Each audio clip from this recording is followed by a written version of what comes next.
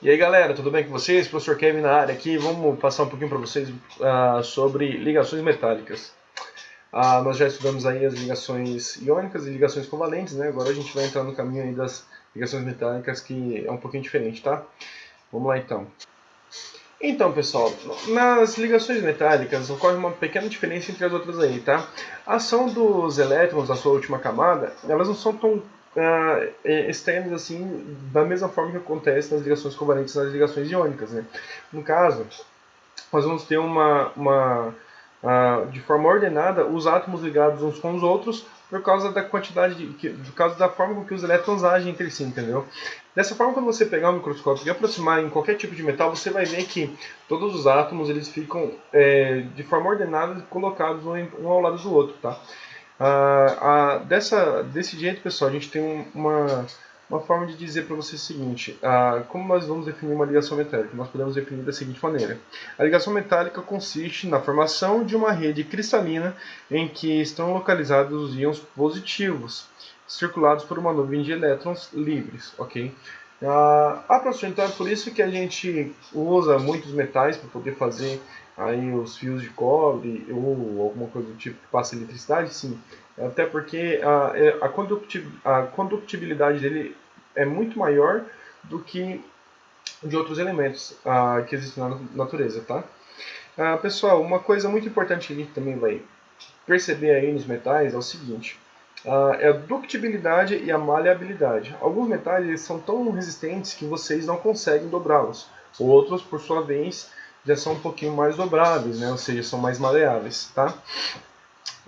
Maleabilidade, pessoal, vai ser o seguinte: é a propriedade que corresponde à capacidade de transformar em lâminas. E a ductibilidade é a propriedade que corresponde à capacidade de se transformar em fios. Ok? Então, pessoal, por causa da forma com que ficam ordenados os átomos aí nos metais, a gente consegue ter três características distintas. A primeira, maleabilidade, que nada mais é do que a propriedade que corresponde à capacidade de ser transformado em lâminas, tá? Assim como as facas e lâminas de zinco, por exemplo, tá? E também a ductibilidade, no caso, que é a propriedade que corresponde à capacidade de se transformar esses metais em fios, que é o que a gente utiliza muito nos sistemas elétricos em casa. E também a condutividade elétrica. Eles são muito condutíveis, pessoal, por causa da sua característica de ter poucos elétrons na sua camada mais externa, no caso, a sua camada de valência. Assim, se você ligar uma diferença de potencial entre os dois pontos do fio, assim você consegue ordenar como que esses elétrons eles vão se comportar aí nesses metais, tá, pessoal? Pessoal, uma outra regra que a gente estudou lá nas ligações covalentes e ligações iônicas foi a regra do octeto. Tá? Nesse caso, a regra do octeto não se encaixa. Até porque os metais eles não precisam ligeiramente estarem ligados ali por ligações iônicas ou covalentes, no caso. Tá? Eles podem simplesmente pegar vários, se ligar por vários cátions, no caso, e vão estar se ligando ali. Eles vão estar se ligando entre si. Nesse caso, nós não vamos precisar, então, de aplicar a regra do octeto, ok, pessoal? Uma outra coisa que eu vou falar também no vídeo vai ser a característica das propriedades dos compostos iônicos, moleculares e metálicos, tá? Como é que funciona? Os compostos iônicos, moleculares e metálicos têm várias formas diferentes aí de você estar trabalhando com eles, tá? No caso, a gente tem os estados da matéria, desses materiais, né? A gente também tem os pontos de fusão e ebulição também desses materiais e a condutividade elétrica, tá? Vamos falar agora, pessoal, em relação das características aí dos compostos, tá? Um composto iônico que a gente tem aí, um exemplo é o sal, né? Ele tem uma característica cristalina e ele também vai ter uma forma estrutural parecido com formas geométricas, né?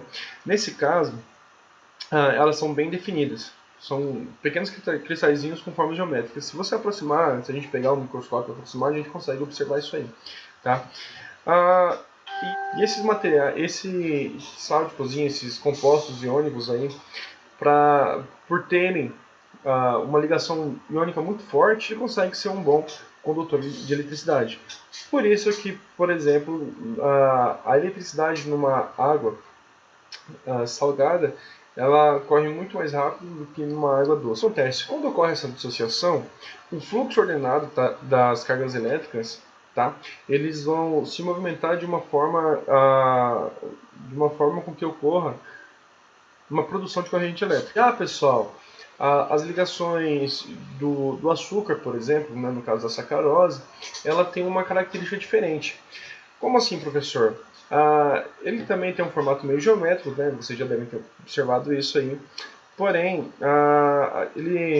a sua estrutura, porém, ela é diferente do sal de cozinha porque é uma substância molecular formada por ligações covalentes. Ou seja, os átomos que constituem a sacarose, eles são ligados através daquela forma, tipo assim, eu te empresto, você me empresta, a gente fica totalmente ligado aí, certo? Esse material, no caso, essa sacarose, o açúcar em si, mesmo dissociado, ele não consegue conduzir eletricidade, porque a sua forma de ligação ela é mais fácil de ser quebrada do que as formas das ligações iônicas, por exemplo, que são apenas ligações através de íons, certo? No caso, a liberação de elétrons. Pessoal, tem que fazer uma adendo aqui e explicar para vocês que nas ligações covalentes, pessoal, existe uma exceção, tá? No caso, os ácidos, eles conduzem eletricidade, tá? Que também utilizam a forma da ligação covalente. Porém, é uma coisa que a gente vai estar explicando mais para frente para vocês aí nos próximos vídeos, tá?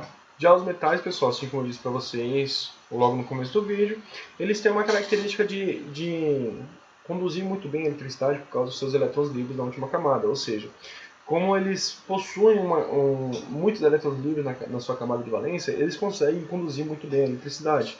Ou seja, mesmo em estado sólido, eles ainda conseguem mesmo eles derretidos, eles também conseguem produzir aí a corrente elétrica. No caso, eles também são ótimos condutores quando eles estão na sua forma líquida, tá, pessoal? Então, assim, depois vocês vão estar olhando uma tabelinha que eu vou deixar aí para vocês, tá?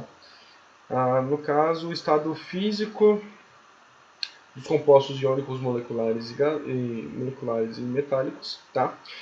Então, estados físicos, o ponto de ebulição e o ponto de fusão e condutividade elétrica. Vocês vão observar o seguinte, que o sólido, vão observar aqui, os compostos iônicos, eles são sólidos no seu estado físico, o ponto de fusão deles e de ebulição são extremamente elevados, a condutividade elétrica deles conduz eletricidade, produzem corrente elétrica, no caso, conduzem ela, quando fundido em uma solução aquosa. Caso eles estejam fora de uma solução aquosa, vocês não conseguem conduzir eletricidade com eles, tá? No caso aí das ligações moleculares, né, das formas moleculares, os sólidos, líquidos e gasosos, tá? No caso, eles são estados físicos. Os pontos de fusão e ebulição são, em geral, mais baixos, tá? E a condutividade elétrica, normalmente, ele não conduz eletricidade elétrica, com exceção dos ácidos, assim como eu disse para vocês. E os metálicos, por sua vez, eles são sólidos, com exceção do mercúrio, que ele é líquido, tá? Muito tóxico também para nós seres humanos.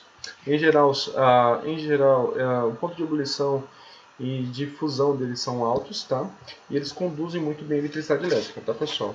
Bom, no vídeo de hoje que eu tinha para mostrar para vocês era isso aí, tá? Espero que vocês tenham gostado do vídeo. Deixa um like aí para dar uma força pro canal do professor. E aí, vamos seguir aí, né, compartilhando, dando like aí, se puder aí também. Mostre aí para os colegas de vocês, para os amigos de vocês que são de fora também, que não são meus alunos aí, que estejam aí assistindo os vídeos. E espero que vocês gostem muito aí do nosso canal aí. Como eu disse para vocês antes, vou trazer mais jogos para vocês também. Vou trazer algumas curiosidades e como vocês podem fazer as coisas aqui de uma forma mais simplificada também, tá, pessoal? Bom, no mais é isso aí, tá? Um beijo e até a próxima.